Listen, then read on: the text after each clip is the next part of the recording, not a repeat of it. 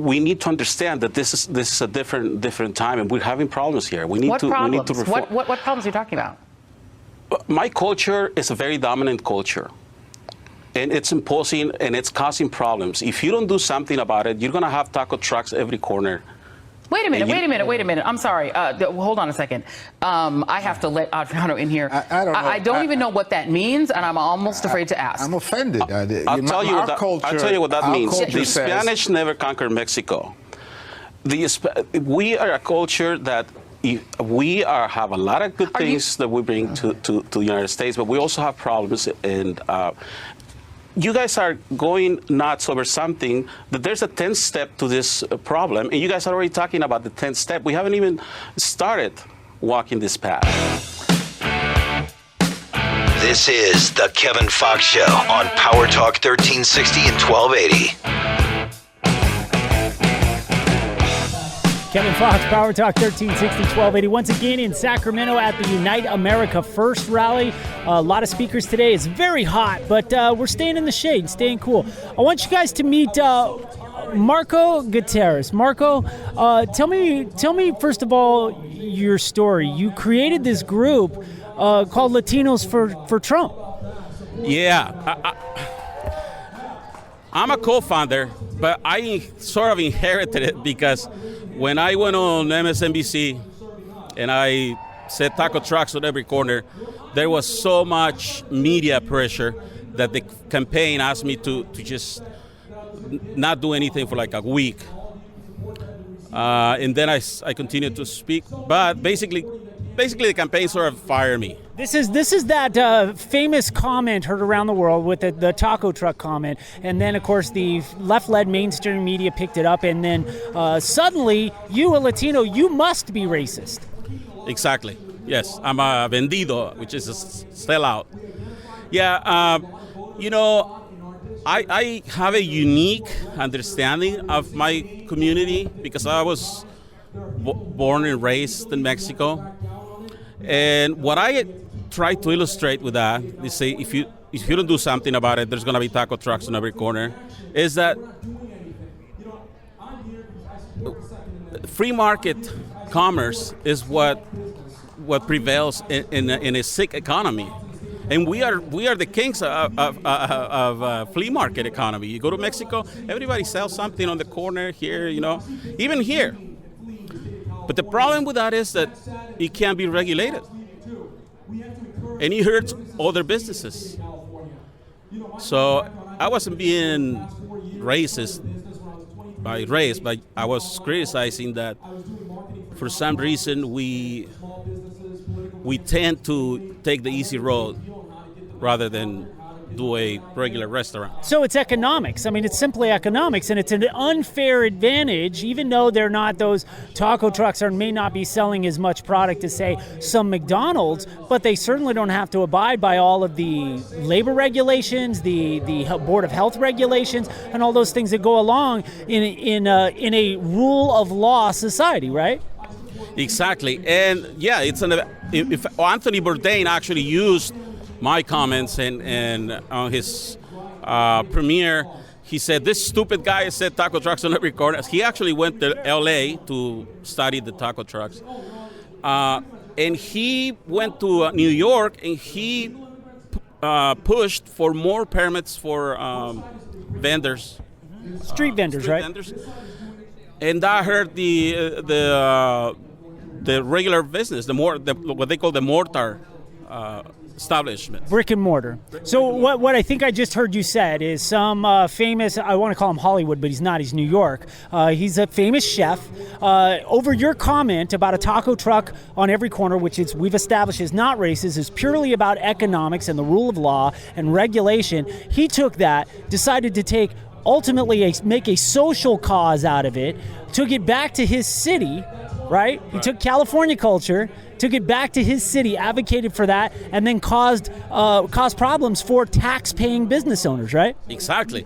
And then also he tried to go, and he got, Mr. Trejo, the machete guy, he sells tacos. So if you go and see the premiere, Trejo says, taco trucks on every corner. Like, they're making fun of it. But in a way, Anthony Bourdain is race baiting and trying to say, hey, these guys are messing up with you guys. But that's really not what I was saying. Well, I mean, everybody loves tacos. I love tacos.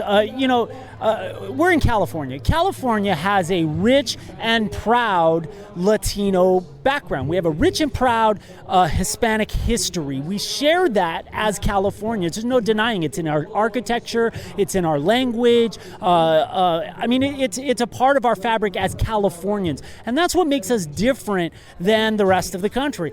Now, other states share that as well. Texas has it, but Texas culture is a little bit different than California. Arizona has it as well. You follow what I'm saying? But it's not shared as Minnesota. Why? Because Minnesota has a Swedish and a Nordic background, right? So we should celebrate that as Californians. But you stood up and created a group, co-founded a group, Latinos for Trump, around the time of the election. Exactly. And you took a big hit for that, for standing up for, well, your constitutional rights, your First Amendment rights, and you took a big hit.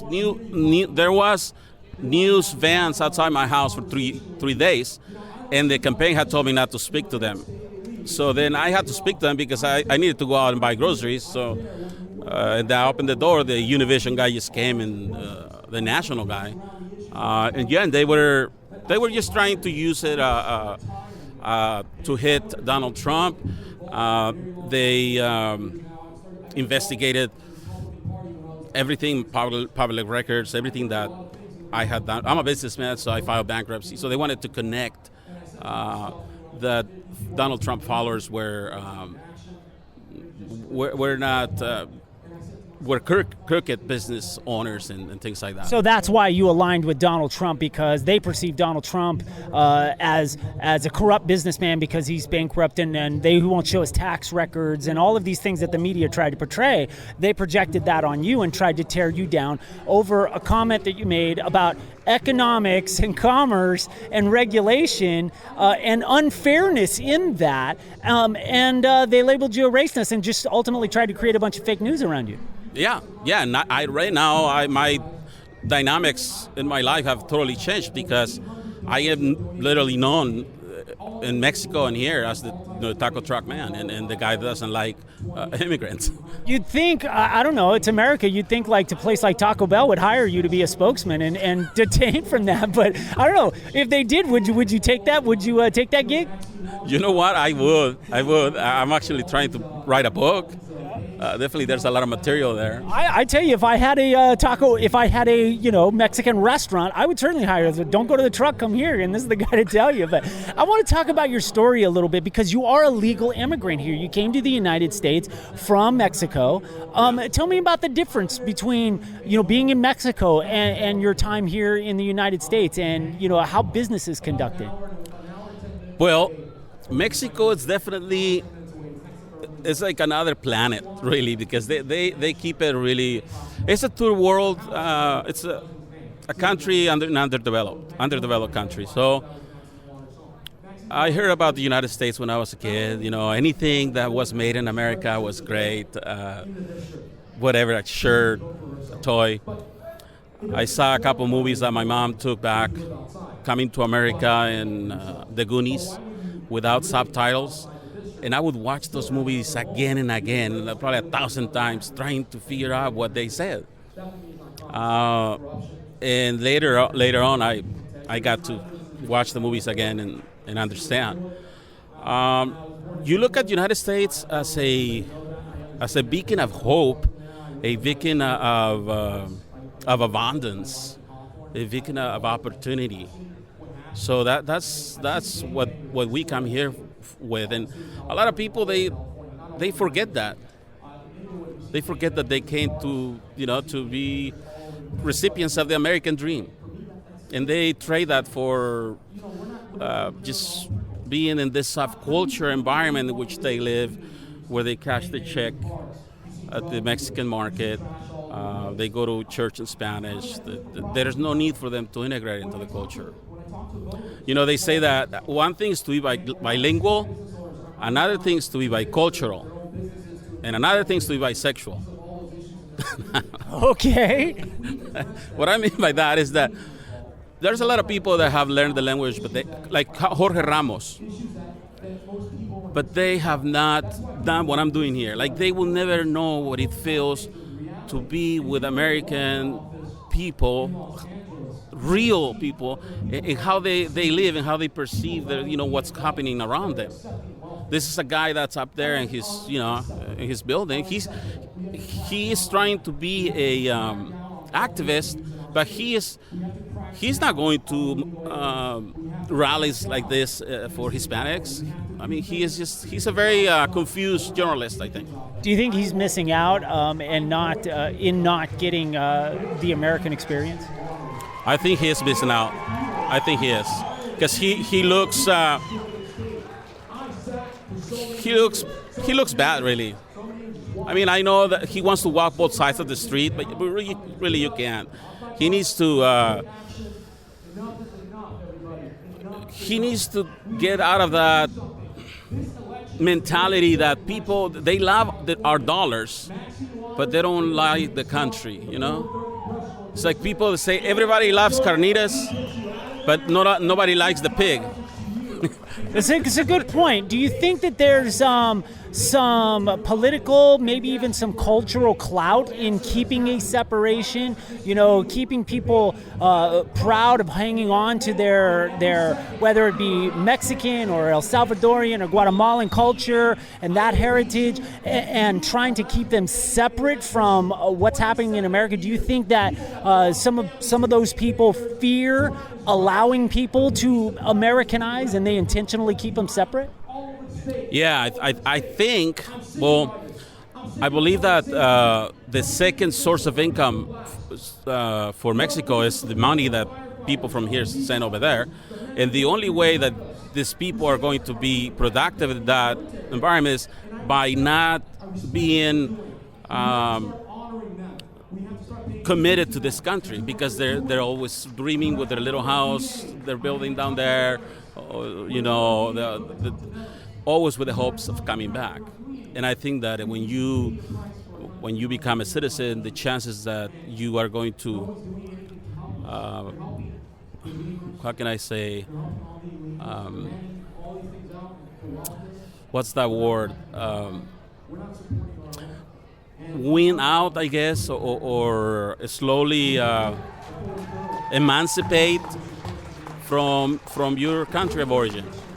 So if they become American and they experience that American experience, and then they develop that American dream that a lot of people say is lost, odds are they will give up on their home nationality. That's the big fear. And those that support that, south of the border, that support undocumenteds here and people to continue to cross the border, they really rely on the income that's shipped back south, right? It's a big industry, yes. Millions of dollars. Marco, I appreciate your time today, sir. Great speech, by the way. Thank you. All right, proud to know you, man. Thank you, man. It's Kevin Fox Show, Power Talk 1360, 1280. Got more speakers here. You guys haven't took a selfie with him or spoke to him, come see him. Come talk to him, find out what he's about for sure. So, the moment you guys, a lot of you all been waiting for, bass Stickman, the man, the myth, the legend. Let's give it up for Kyle Chapman!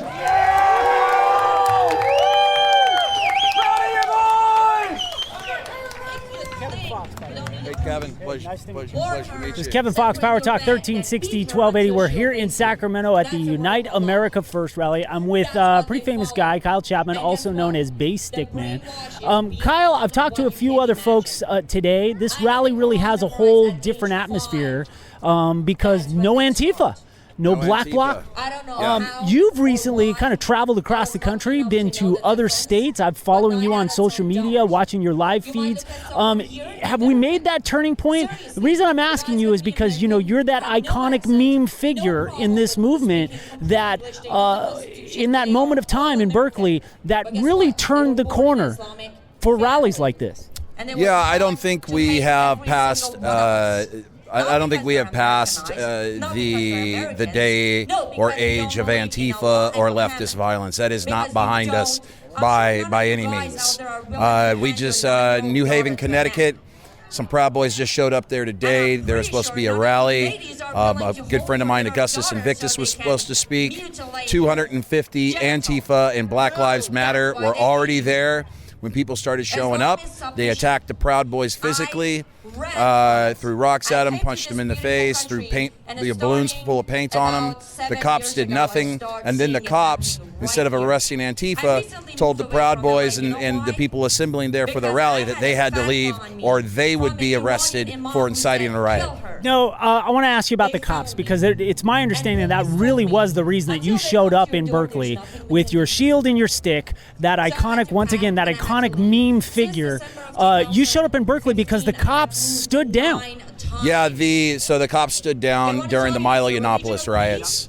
And, I've been a political junkie for most of my life. I know what time it is in these liberal enclaves. I know that they receive stand-down orders from the liberal mayor and the liberal police chief. So that's why I showed up at the first Battle of Berkeley. As soon as I saw that go up, there was going to be a pro-Trump event in Berkeley. I knew it was going to be violent, and I knew someone was going to have to be there to stand up to these domestic terrorists. So you still think that are they regrouping in California? Oh, yeah, what they're doing is they're picking their battles. They can't handle any more defeats.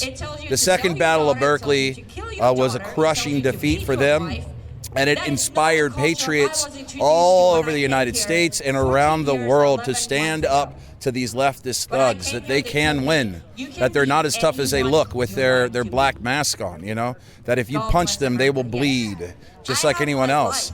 So another second Battle of Berkeley would be one of the most powerful pieces of propaganda that our movement could possibly have. Would be a scene of hundreds of patriots beating the hell out of hundreds of domestic terrorist Antifa that showed up to disrupt the event. They don't want that to happen again. So what they're doing is they're hedging their bets and attacking events that they know they can win at. That's what happened in New Haven, Connecticut. They're taking another tactic. The buzz term now that the media even has picked up on because of CNN is doxing. Many people don't know about this, but Antifa's been practicing doxing on patriots and patriot groups like the Alt-Knights and the Proud Boys for a long time now. Yeah, I have, several members of my group have lost their jobs. Other people have had their sales and their income cut in half because they've lost business. Doxing is something they've been doing a long time. There's a website called It's Going Down. It is an Antifa website. They have people that work full-time on doxing you. They get clear pictures of your face, and then what they do is there's facial recognition programs you can use over your iPhone or your computer with Facebook, and they'll take that picture and it will match it to your Facebook profile picture. So my suggestion to people is you'll want to pull, if you have a clear profile picture and you want to be involved in this movement, you don't want to get doxxed, replace that with something else. Put a picture of President Trump up there or the American flag, because that's one of the main ways they're finding out who people are. So I'm watching what's going on at the G20. It seems to me, my experience, now I don't have as clearly as much experience at these rallies that you do, especially confronting Antifa, but Antifa in Europe, like in Hamburg, a little bit different than what's going on here. They seem to be very, very violent over there. Last night, I don't know if you're aware, but last night, Tim Pool, Lauren Southern were live reporters, state reporters were live tweeting their locations, and several other reporters who were just seen with them got beat up. Do you think Were they in Hamburg? Yeah, they were in Hamburg. Do you think that Antifa here in the United States could sort of take on the tactics of their European cousins? Absolutely. Antifa here in the United States is in direct contact with Antifa in Europe. They are communicating together. They are working together. They are funded by the same people, George Soros, the Ford Foundation, groups like BAM, By Any Means Necessary. These guys have presences on college campus. You have Antifa meetings on college campus that are anti-fascist meetings that are sanctioned by the school. They are allowing domestic terrorists to assemble on school grounds. By Any Means Necessary is a domestic terrorist organization. So, yeah, we are going to see more violence here. As we approach the midterm elections and most certainly the 2020 elections, the violence is going to increase. If Trump is for real, and I think he is, a second-term Trump is the scariest thing the globalists could ever imagine. because the president is most dangerous in their second term. That's when he's going to drain the swamp. They do not want to let that happen. They are going to pull out all the stops before 2020 to try to bring Trump down. I promise you, we are going to see massive unrest and violence on the streets of America by the time we hit 2020. We can only pray that that doesn't happen, and somebody wants to have a dialogue and at least talk things out. But that being said, I just want to say, man, I really appreciate what you did at Berkeley, standing up to them and allowing people to have free speech. You inspired a lot of patriots. I know that you know this. My last question to you, I guess, is that philosophical question. I read an article, I think it was the New York Times, where they listed you, I'm sure you've read this, amongst all of the memes in this movement, in this meme war, and you have reached kind of God status in that. I guess, yeah. I mean, I wasn't an internet guy. Outside of just like researching stuff, I didn't participate in social media or the internet culture.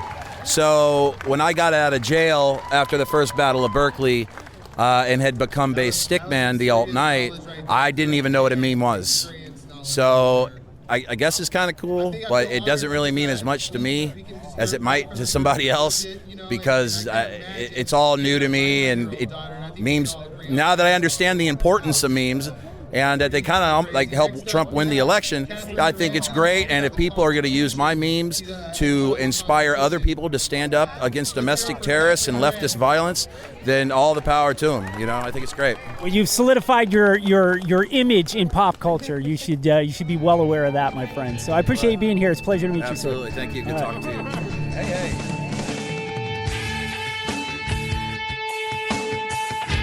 The Kevin Fox Show on Power Talk 1360 and 1280.